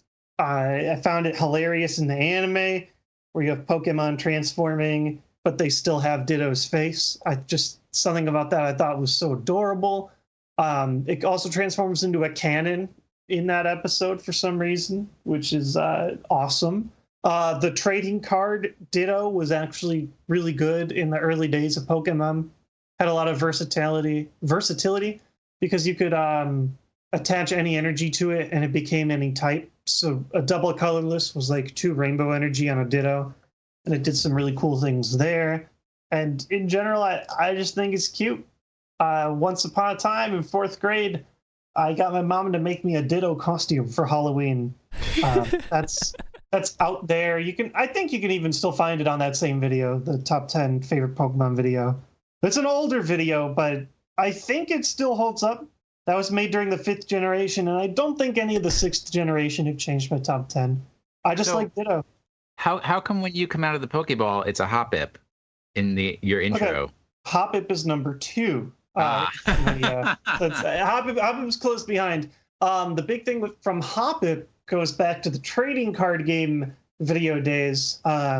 Completely by accident, I was sort of trying to shoot like a comedy bit before talking about the main meat of the video. The comedy bit was preparing for a tournament, and my joke was that I was not prepared for a tournament. And one of the things was like I was missing my Luxray Level X, very expensive card. I had another card hidden behind a proxy card instead of owning the actual card. And I did not plan this at the time, but the card happened to be Hoppip. I flip over the wrong card, and I yell at the top of my lungs, like, Hoppip! And became a sort of a mini meme within the show, was me just yelling about Hoppip. But on top of that, not even intentionally, before that video was ever made, Hoppip was also just one of the lyrics, one of the words in my old theme song. You'll bop to the top with all the Hoppips. So I guess those two things combined, I realized, like, wow, I'm really talking about Hoppip a lot. So that sort of became the mascot character. So a lot of people pretty understandably think that Hoppip's my favorite. It's up there. I respect him quite a bit, but it was always Ditto growing up. Well, yeah, I was going to say that, at least with me and a couple other people, that favorite Pokemon definitely change from time to time, especially when new generations get released, or when like a Pokemon gets a Mega Evolution, you're just like, oh yeah, I guess that Pokemon is really cool now, because makes you like remember, like, oh yeah, their Beedrill does exist. Yeah, Mega Beedrill. I know some people maybe think a little less fondly of Kangaskhan, since it's literally the Wrath of Khan right now in Pokemon. Yeah, I think with like the one that stands out to me is Mega Lopunny. Oh, okay. Because I didn't like, obviously Lopunny exists and it's there, and it's, to me it was just like, this is just another normal type Pokemon that was really cool, that was really boring. And then when it got a Mega, I went back and I was like, you know what, it's actually a really cool Pokemon. And I guess I just brushed it off because it was just one of those other normal Pokemons that you find in the field early on in the game and you move past pretty quickly. Yeah, that's pretty neat. It changes how you look. Yeah, I have that feeling though with a lot of Mega Pokemon, and I think if Sun and Moon has more Megas, which I don't see why they wouldn't, but who knows with the Pokemon Company. I told you they're changing that mechanic, but whatever. Nobody listens to me. You know, yeah, we know nothing, but I assume the next Pokemon podcast you guys do will probably be talking about whatever they do in early April. Yeah. I heard there something's happening soon. We don't know what, but something. It's going to be on the TV show. They're going to do some video. I found it so interesting how they decided to unveil that game. I don't have like pitch perfect memory when it comes to like, oh well, how was Diamond and Pearl revealed in 2006? You know, But I can't help but feel like Sun and Moon was revealed with like the least info. You had to like crawl through the 5 seconds of trailer to find like design sketches and stuff. Okay, there's my Blastoise fire truck. That's kind of beautiful. And oh, okay, this building looks like this area. And oh, something's tropical here. Oh, and here's a wireframe bird that doesn't like generated in a program that doesn't look like other birds that we've seen. Like you had to dig for that info. You know the expression where you dangle a carrot in front of a horse's nose to get it to start walking? That was like the smallest carrot that's ever been dangled in front of me. Ever. Well, it's this amazing science of the less information they provide, the more people will talk about it. Oh my gosh. Right? Yeah, it's funny. Like I've changed the type of content that I make to an extent. My real passion now is long form content and facts and lore. And that's sort of like what I make, and for the most part, the type of content that I like making the most. I'm fortunate in that the channel's grown to the point where I can make whatever I want without worrying about like views and algorithms and stuff. But that is the hot topic with all the other Pokemon YouTubers I've seen. It's like the massive speculation for Sun and Moon. It's everywhere. People trying to figure it out. People dissecting all of the many fake leaks that are out there. Oh, the fake leaks. Yeah. It was like There's fake leaks for everything now. Everything. It's the leak culture has evolved too. It's mega evolved. Do you guys see like there was the fake NX controller that people were swapping around on the internet? Yeah. There was the classic artsy Omni Rayman Smash reveal. It's getting pretty gross with like how real the leaks look. I trust nothing anymore unless it comes like directly from the company. Yeah. So including or not including what you know about Sun and Moon, what is like if you could have anything you want in that game, what would you hope for? I mean, my number one goal for like a Pokemon game is to someday have a Pokemon game where there's equal value to a variety of different ways to play. This is like high concept stuff. This is not anything I expect in Sun and Moon, but in general, I want a Pokemon game that feels like an MMORPG. Not necessarily in that it has like the live connectivity, but I like the idea of like, we're both playing the same game, but we have completely different professions. Maybe I don't like battling as much, but I really love, I don't know, hunting for shiny Pokemon is like a big one that I've started to see branch out. But what if I wanted to be like a Pokemon breeder like Brock, or a Pokemon professor or something? I would love to play a game where instead of just like side mini games, it almost feels like a full game to play Pokemon in the same way. Maybe someone really likes Pokemon contests, but instead of like a really small, crappy mini game, they make like a living Pokemon contests area within the same Pokemon game, and that generates exclusive items. And so maybe as a battler, I need to get something that's an item that only Pokemon contest players get. And so it sort of forces you to trade and also like respect other trainers that are playing the game differently.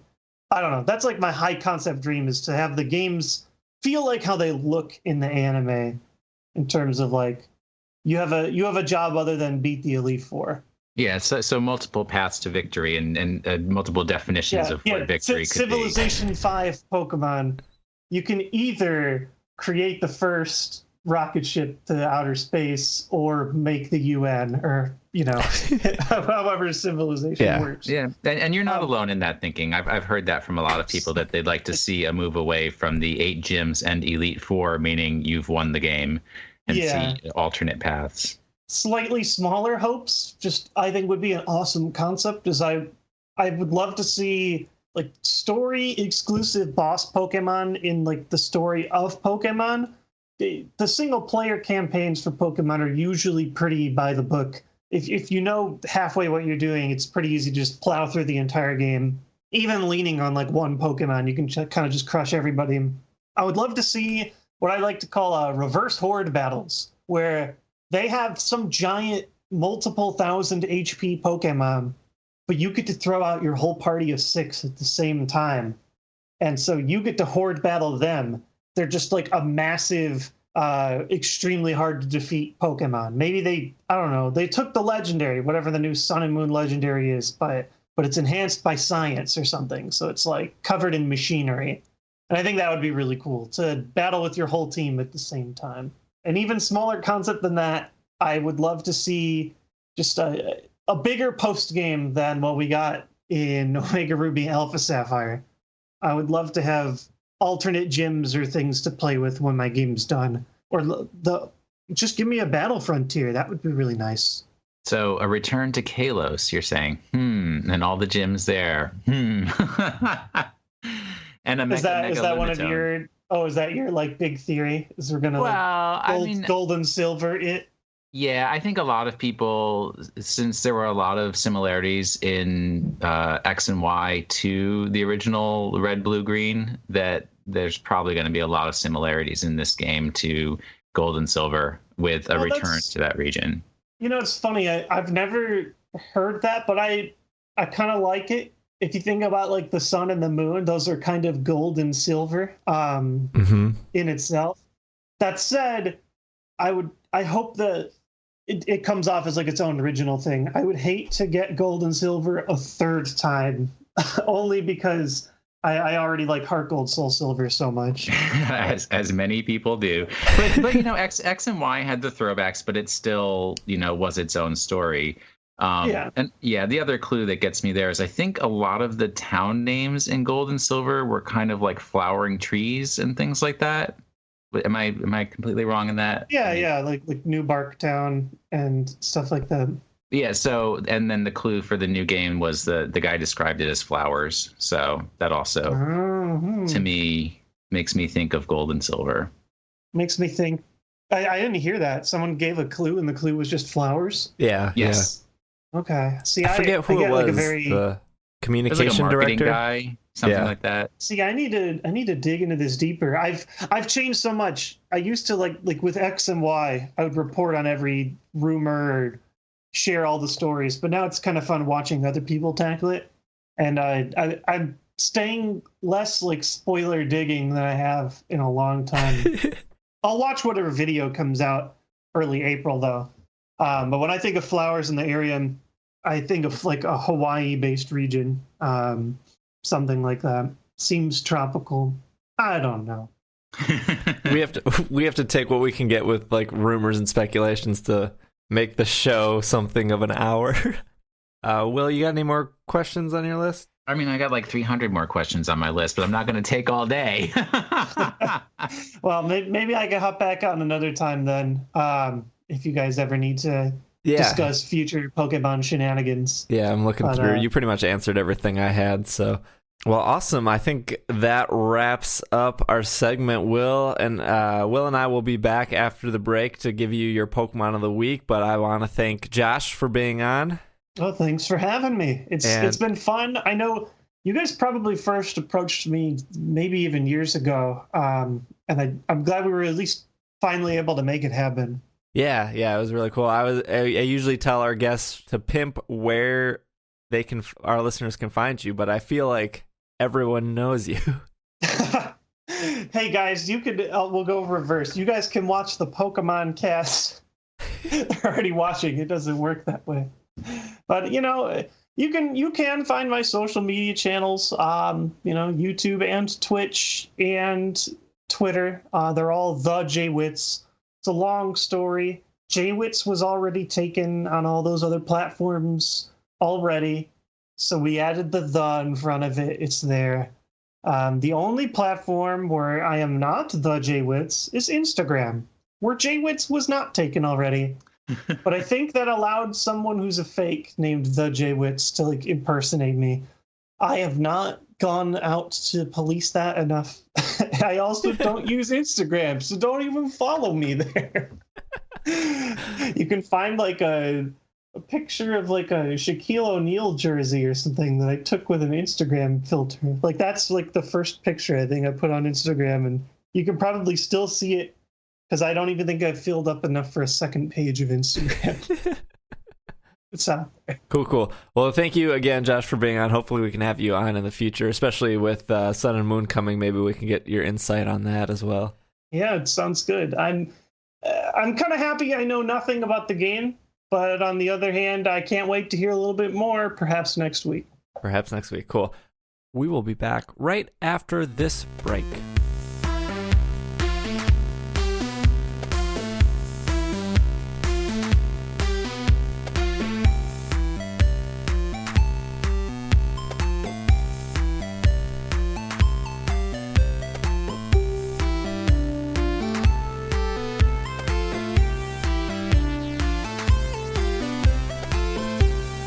And we are back from a break.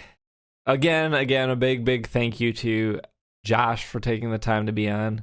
I know he is extremely busy with everything he does, but I said earlier in the year that I wanted to get more guests on, and so Josh was heavily requested, and so it was awesome that he took the time to be on.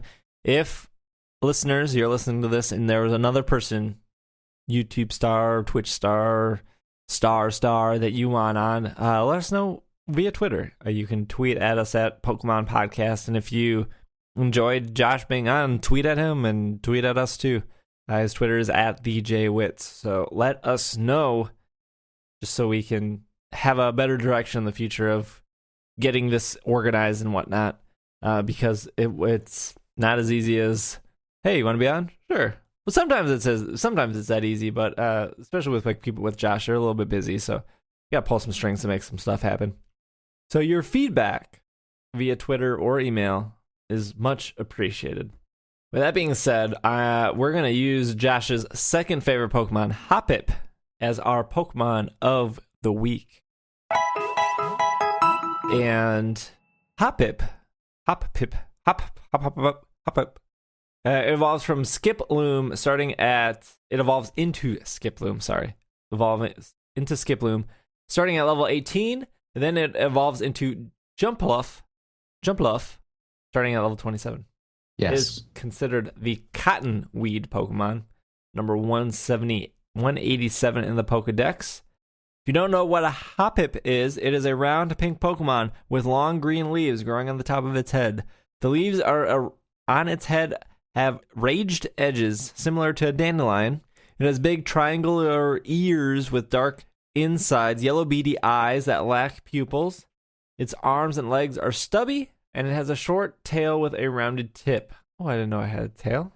Yeah, it's got a cute little tail on there. Look at that. The circular yellow pads on its it has circular yellow pads on the underside of each foot. There is your Hoppip. Yeah, that's the first time I noticed it has a tail.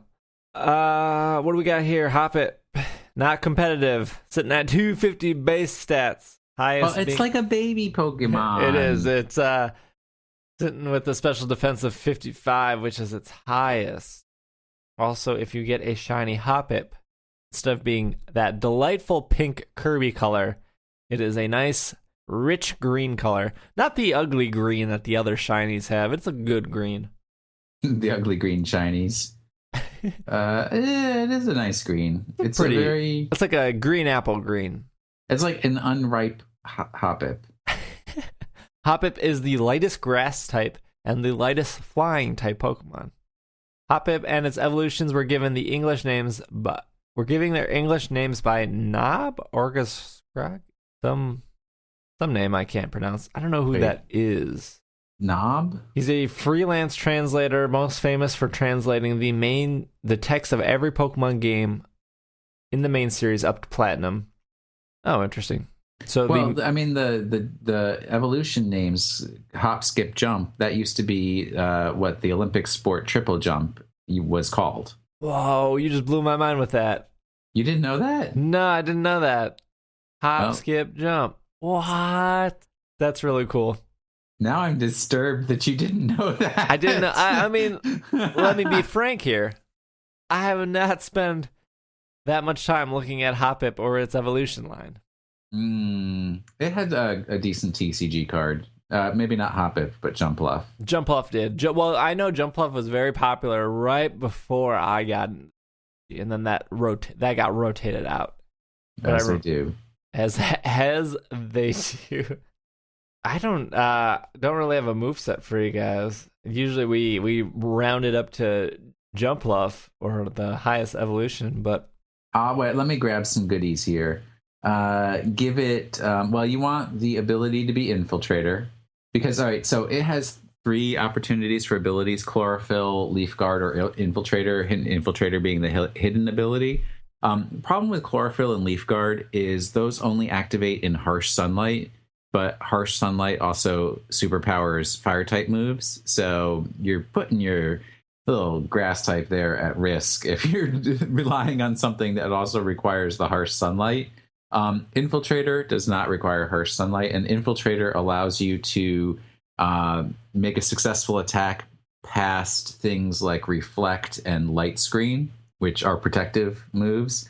And also it allows you to make an attack past a Substitute, which is real nice because you're directly damaging the owner of the Substitute rather than having to destroy the Substitute and then attack the owner of the Substitute. So that's delicious.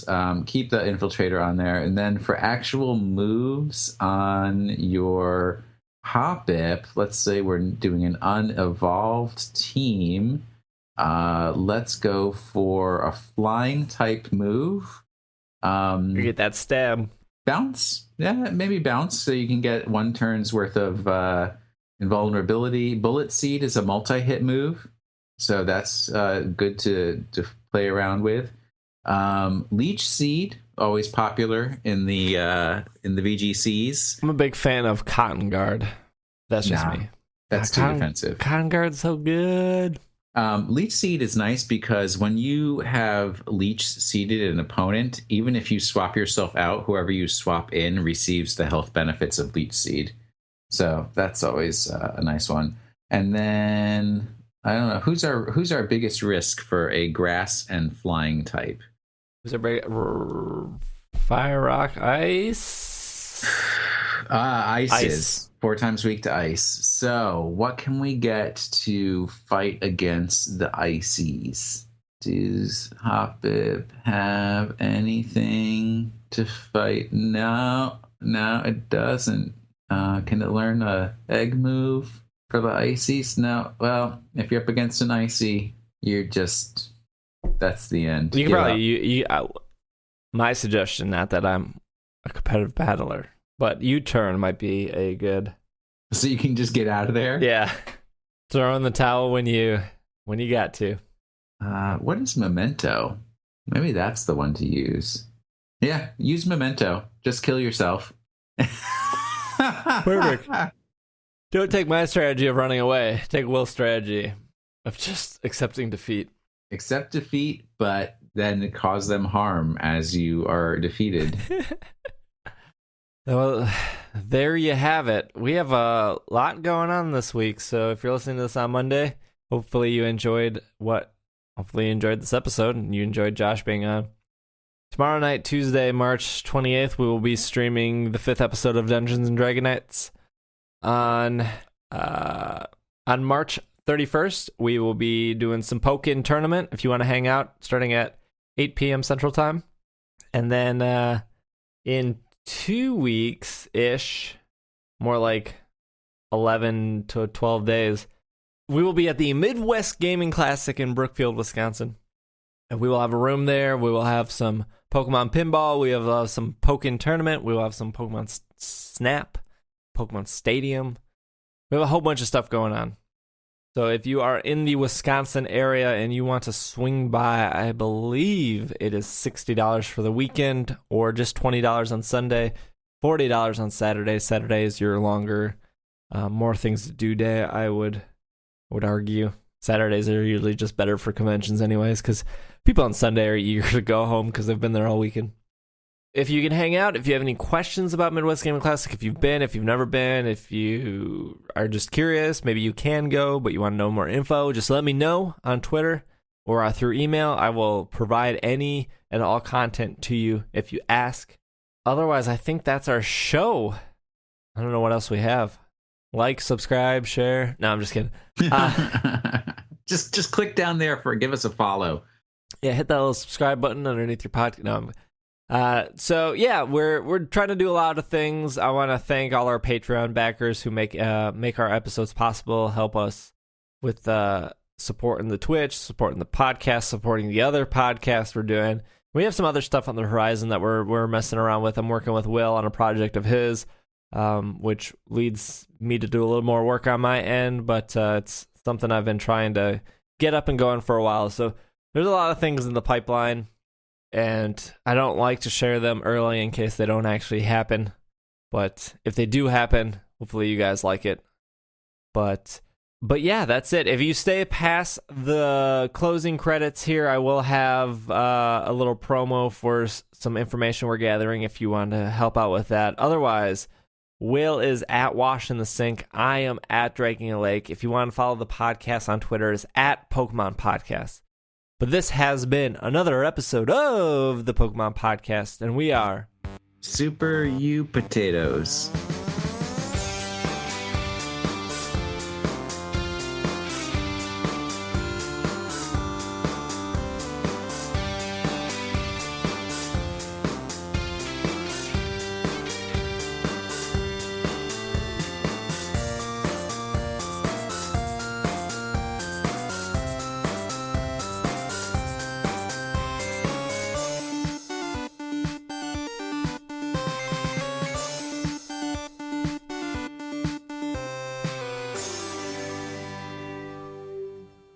Hey, you made it past the credits. I wanted to share two things with you guys.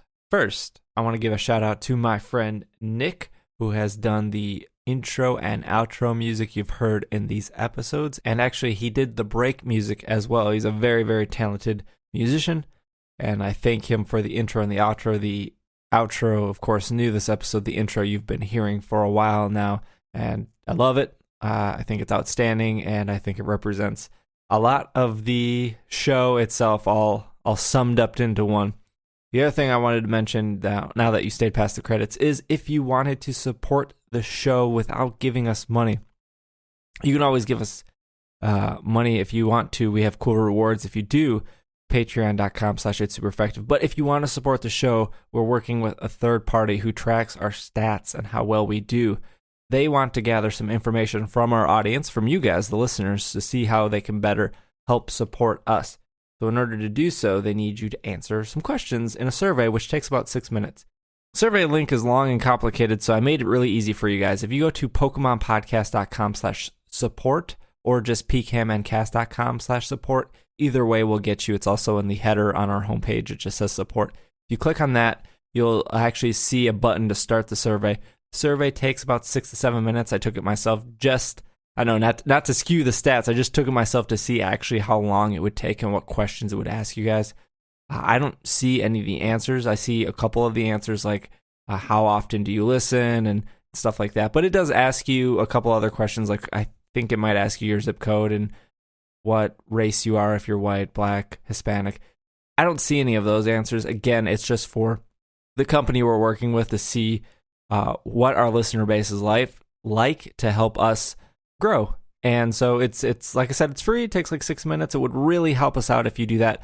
PokemonPodcast.com/support or PKMNcast.com/support.